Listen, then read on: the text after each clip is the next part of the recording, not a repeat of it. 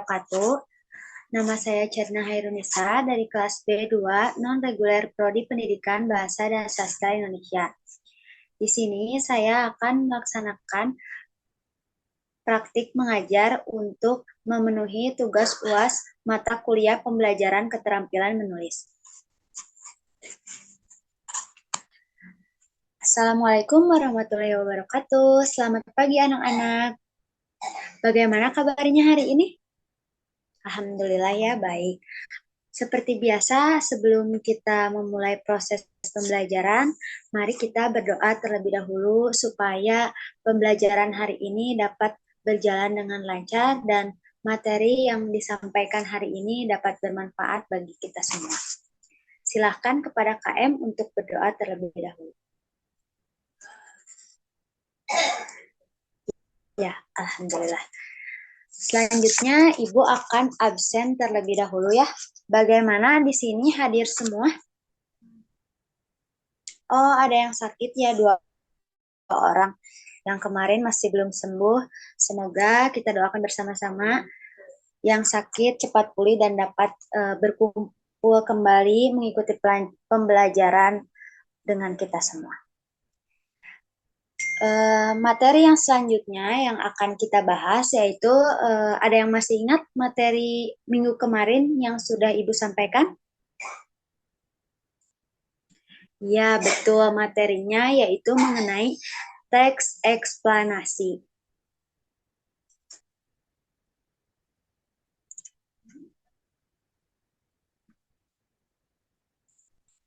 Sebelum kita mempelajari tentang materi dari teks eksplanasi, tentunya kita harus mengetahui apa yang menjadi kompetensi dasar dan juga indikator dari pencapaian pembelajaran hari ini.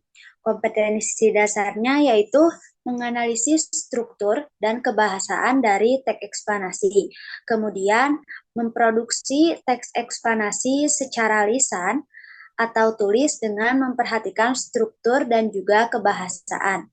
Kemudian indikator pencapaiannya yaitu menelaah struktur dan kaidah kebahasaan, menganalisis struktur dan kaidah kebahasaan, selanjutnya membuat teks eksplanasi dengan memperhatikan struktur dan juga kaidah kebahasaan, dan yang terakhir mengevaluasi teks eksplanasi yang telah kalian buat.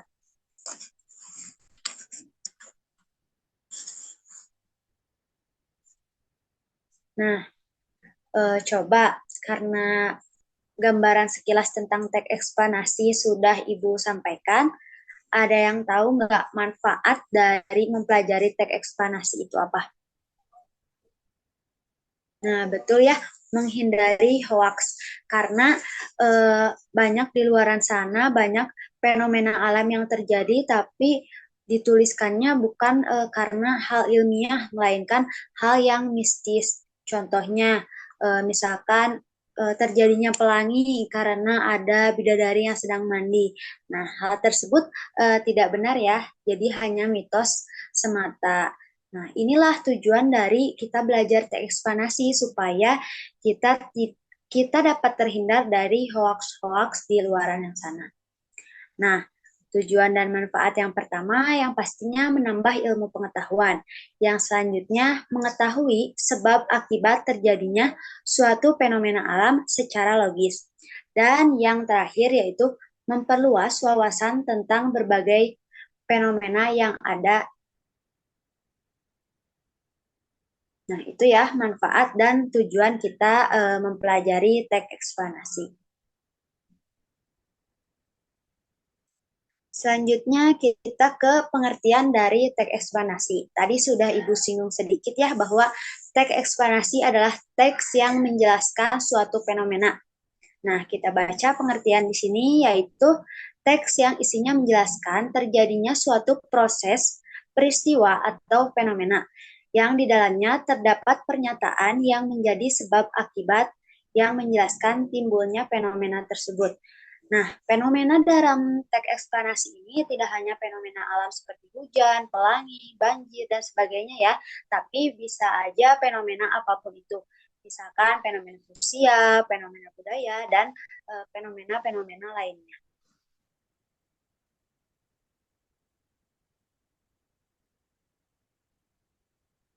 Nah, sebelum kita membahas lebih lanjut, mari perhatikan video berikut ini.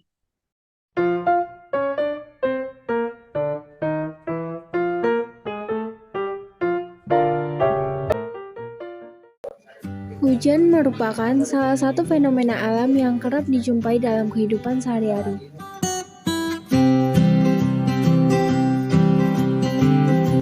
Fenomena ini termasuk bagian dari proses terbentuknya air di muka bumi. Proses ini dapat dijelaskan melalui siklus hidrologi. Penyebab hujan itu sendiri ialah apabila seluruh atau sebagian air di permukaan bumi menguap membentuk awan, maka hujan akan turun. Adanya panas matahari sangat memungkinkan terjadinya penguapan air di muka bumi. Proses ini disebut evaporasi, di mana air di permukaan bumi akan berubah wujud menjadi gas dan naik ke atas atmosfer bumi. Semakin tinggi panas matahari, maka semakin banyak pula air yang menguap dan naik ke atmosfer bumi. Selain evaporasi, ada juga transpirasi.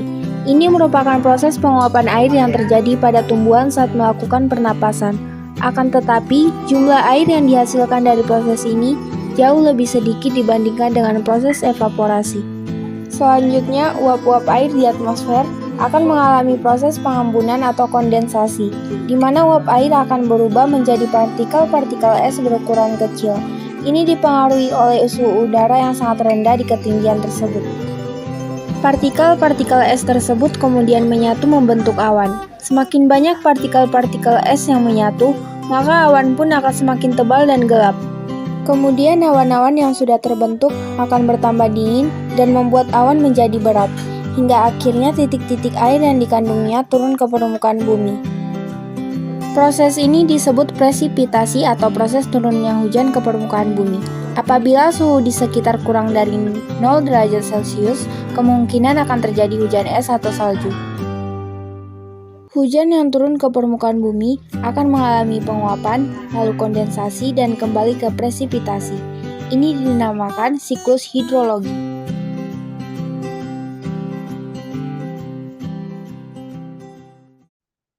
Nah, tadi video yang sudah ditayangkan itu merupakan salah satu contoh dari teks eksplanasi yang ditampilkan secara video ya. Nah, nanti tugas kalian membuat teks eksplanasi dalam bentuk video seperti yang sudah dicontohkan. Nah, tadi dalam video yang sudah dicontohkan menjelaskan tentang fenomena mengapa terjadi hujan. Tadi di dalam video tersebut pastinya ada penjelasan tentang pengertian hujan itu apa, kemudian sebab akibat terjadinya hujan itu apa. Nah, itu yang disebut dengan teks eksplanasi. Nah, selanjutnya perhatikan gambar di bawah ini. Gambar di bawah ini yaitu ada suatu berita yang menyampaikan bahwa ledakan aneh mengubah langit Turki berwarna hijau, warga mengira UFO. Nah, tadi yang sudah disampaikan sama Ibu tadi, nah ini merupakan salah satu bentuk dari berita yang tidak benar atau hoax ya. Padahal bukan UFO atau hal-hal aneh yang lainnya karena ini sebenarnya adalah fenomena alam. Nah, maka dari itu pentingnya mempelajari teks eksplanasi itu supaya terhindar dari berita-berita yang tidak benar.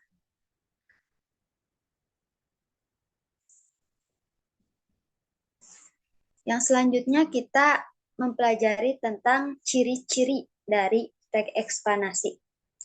Yang pertama, sudah pasti isinya faktual ya. Isi dari teks eksplanasi ini bersifat benar apa adanya sesuai dengan kenyataan, jadi tidak berdasarkan opini penulis. Yang selanjutnya sudah pasti bersifat ilmiah, artinya menjelaskan objek atau peristiwa yang dapat dipelajari menggunakan ilmu pengetahuan atau isinya termasuk karya ilmiah. Jadi jika kita membuat teks eksplanasi tentunya harus mencari sumber referensi dari penelitian-penelitian yang sudah ada sebelumnya. Jadi tidak boleh sembarangan dari opini seseorang yang tidak terbukti keilmiahannya ya. Nah, yang selanjutnya yaitu bersifat informatif. Jadi, isinya berupa informasi mengenai objek atau fenomena yang diberikan kepada orang lain atau pembaca.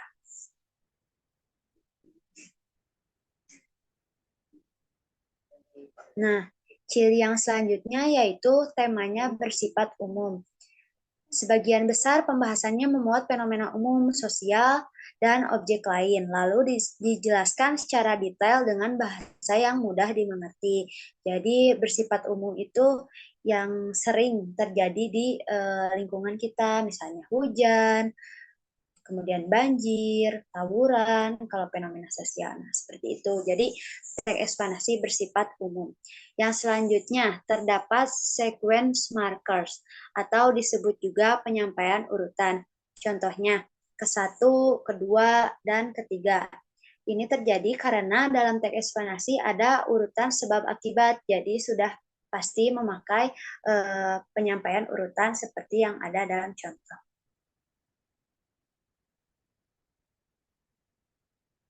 Nah, yang selanjutnya kita membahas tentang struktur teks eksplanasi. Ada yang tahu sebelumnya struktur dari teks eksplanasi itu apa? Iya, betul ya. Yang pastinya ada bagian sebab akibat.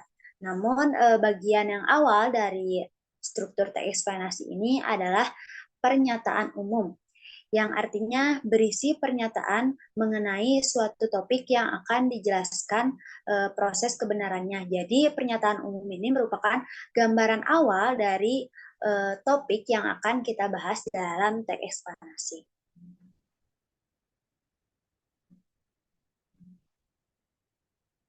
Yang selanjutnya ada sebab akibat.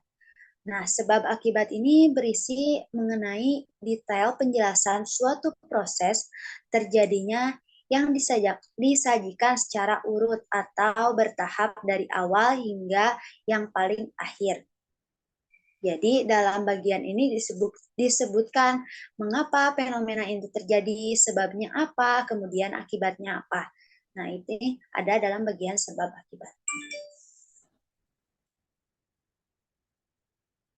Yang selanjutnya bagian penutup atau disebut juga interpretasi, yaitu berisi mengenai kesimpulan mengenai suatu topik yang telah dijelaskan. Nah, bagian ini disebut juga bagian penutup ya. Jadi, interpretasi itu menjelaskan mengenai fenomena alam yang sudah kita jelaskan tadi sebab akibatnya apa, pernyataan umumnya apa, kemudian disimpulkan dalam bagian interpretasi ini.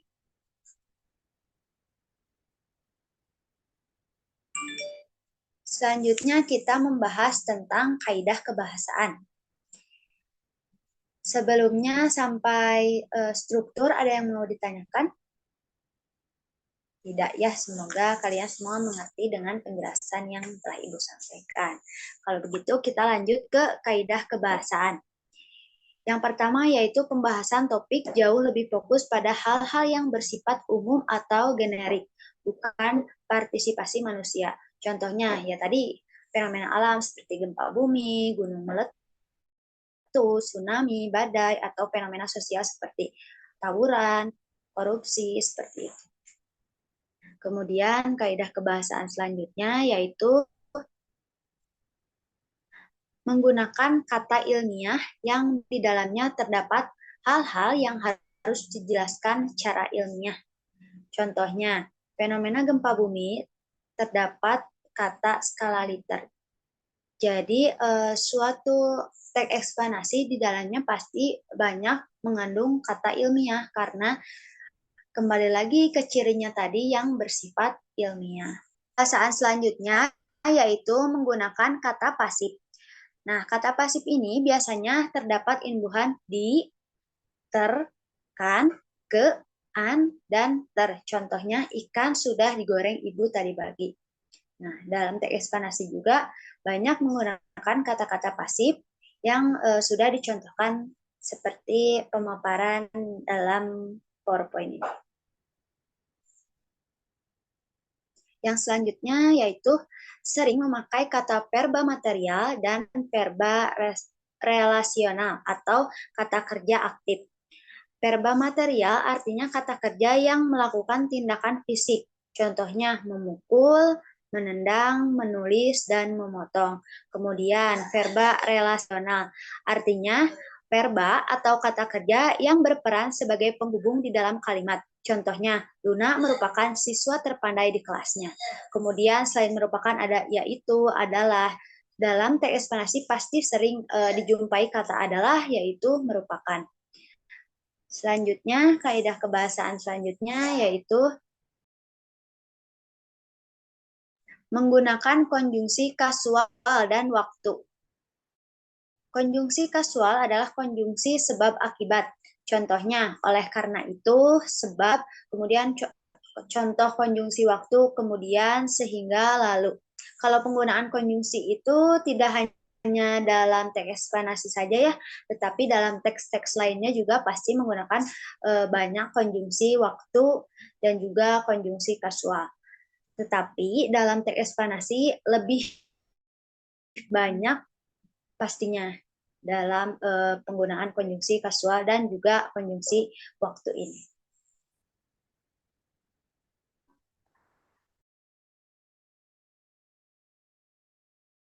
Nah, kemudian di sini ada materi tambahan untuk kalian yang mengenai jenis-jenis dari teks eksplanasi. Yang pertama, ada teks eksplanasi teoritis. Yang keempat, ada teks eksplanasi klausa. Nah, pengertian-pengertian dari jenis teks eksplanasi ini bisa kalian akses dalam link yang sudah Ibu cantumkan ya, karena ini sifatnya materi tambahan, jadi kalian bisa baca secara mandiri.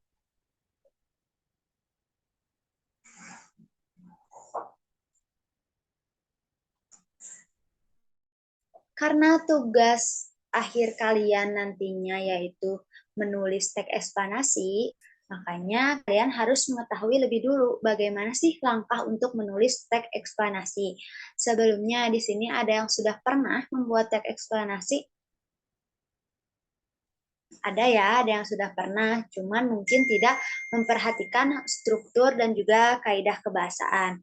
Nah, karena hari ini struktur dan kaidah kebahasaannya sudah Ibu jelaskan, maka ketika kalian akan membuat teks eksplanasi harus sesuai dengan struktur dan juga kaidah kebahasaan yang sudah Ibu jelaskan tadi.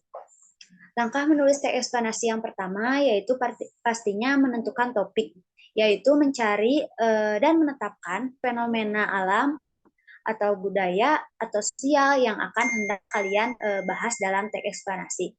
Kemudian mengumpulkan referensi, karena teks eksplanasi ini sifatnya ilmiah dan berdasarkan fakta, jadi kalian harus mencari data sebanyak-banyaknya dan juga fakta mengenai fenomena yang akan kalian bahas dalam teks eksplanasi tersebut.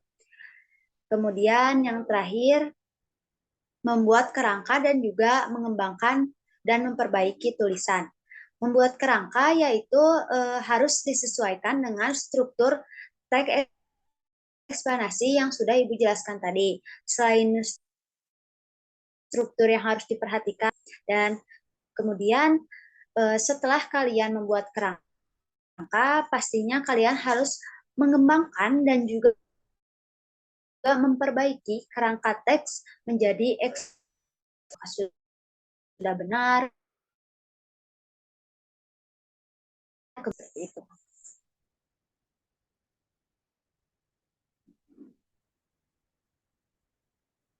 Yang selanjutnya yaitu karena materi yang sudah Ibu jelaskan sudah selesai, kalian diminta untuk mengerjakan soal dalam link berikut.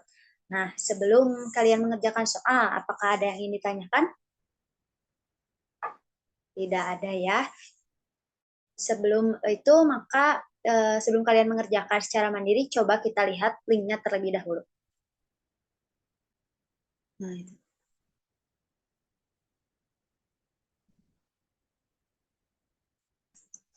Nah, kalian mengerjakan soalnya ada dalam link yang sudah Ibu sampaikan tadi ya. Nih, coba kita lihat dulu.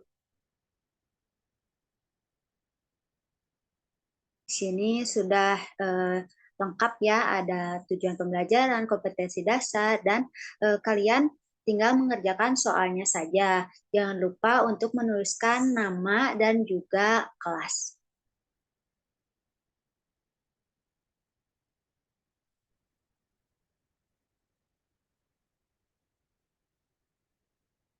Ya. Soalnya ada pilihan ganda dan juga esai. Baik, untuk link berikutnya yang Ibu berikan yaitu berupa link dari materi pembelajaran kita hari ini.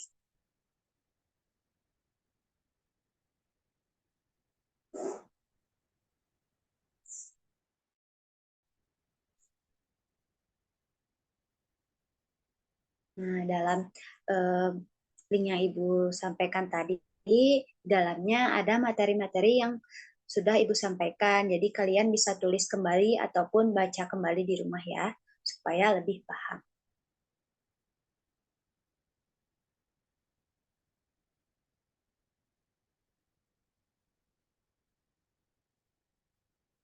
Baik, selain mengerjakan tugas yang sudah Ibu sampaikan tadi, kalian juga diminta untuk melaksanakan tugas proyek. Tugas proyeknya gampang ya. Jadi kalian membuat teks eksplanasi dalam bentuk video seperti yang sudah dicontohkan di tayangan sebelumnya. Kemudian dikerjakan secara berkelompok. Masing-masing anggotanya 5 orang ya. Sampai sini ada yang mau ditanyakan baik mengenai tugas ataupun materi? Tidak ada ya. Kalau jika ada yang tidak mengerti tugas proyeknya seperti apa, ini Ibu sudah berikan link contoh dari tugasnya. Coba slide selanjutnya.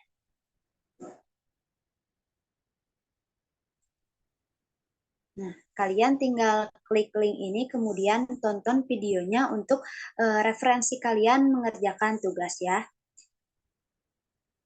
Baik, pembelajaran hari ini kita cukupkan sampai di sini.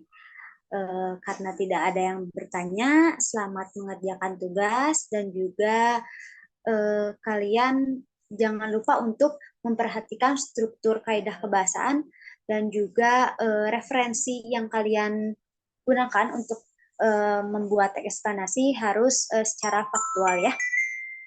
Dan jangan lupa kalian untuk membuat rangkuman dari pembelajaran kita hari ini. Nah, pembelajaran kita hari ini yaitu membahas tentang yang pertama apa? Betul, pengertian. Yang selanjutnya ciri. Yang ketiga kaidah kebahasaan. Dan yang keempat langkah kita untuk membuat teks eksplanasi. Semoga pembelajaran kita hari ini dapat bermanfaat ya bagi kita semua. Jangan lupa dikerjakan tugasnya. Baik, kita akhiri pembelajaran hari ini dengan ucapan Alhamdulillah bersama-sama. Alhamdulillahirrabbilalamin. Assalamualaikum warahmatullahi wabarakatuh. Sampai berjumpa di pertemuan berikutnya.